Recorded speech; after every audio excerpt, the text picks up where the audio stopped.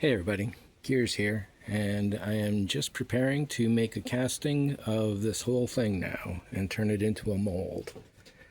The outer rim here, I've got this measured just about 0 degrees, so that's good to know. As long as I do my rubber pouring here, I can know that that is at least flat. And if we take a look over here,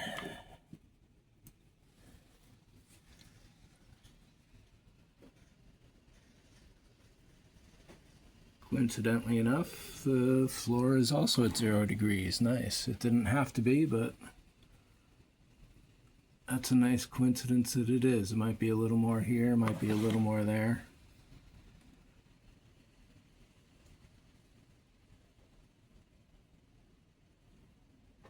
That might wind up going a little low, but yeah, essentially it's all 0 degrees.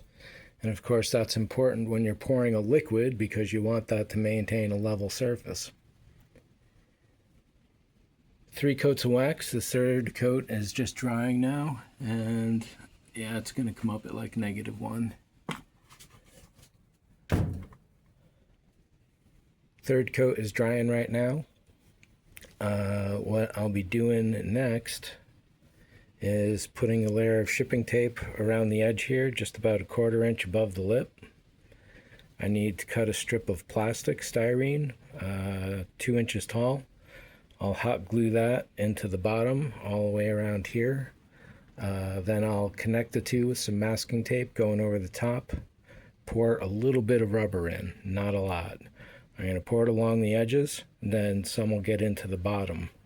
What that's going to do is seal up any loose leaks. So when the pressure of the big stuff comes behind it, all those leaks should be all set and not have to worry about. If I pour a huge amount of rubber here, that's the greater chance that all that pressure is just going to blow the whole thing out. So doing that in a couple steps will definitely save me in the long run. Once the walls are poured, pull the styrene out, get rid of the tape. I'll be pouring another layer of styrene across this whole thing, maybe an 1/8 inch thick is all I really want.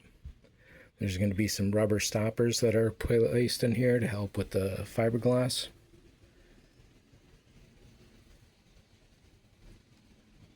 Once the tape is gone from the outside, I'm going to get some clay, 45-degree angle.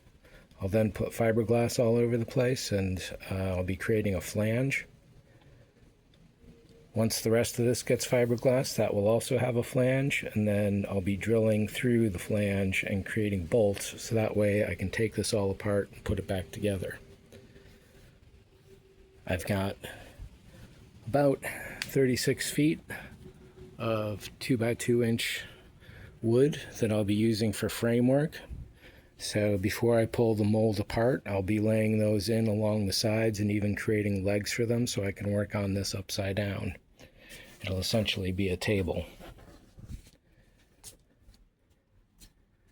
So yeah, I suppose I'm telling myself this stuff over and over just to help reinforce it in my own head, because this is going to be the most complex thing I've done to date, or at least the most sizable.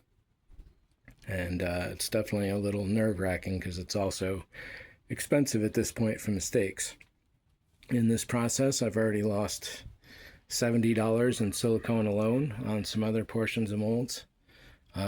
Years past, all sorts of failures and all that thing that costs more and more money, but that's the cost of learning, right?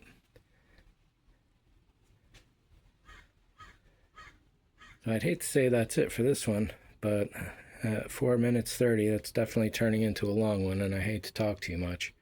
So yeah, the next one, I'm pouring rubber. Thanks for watching. See ya.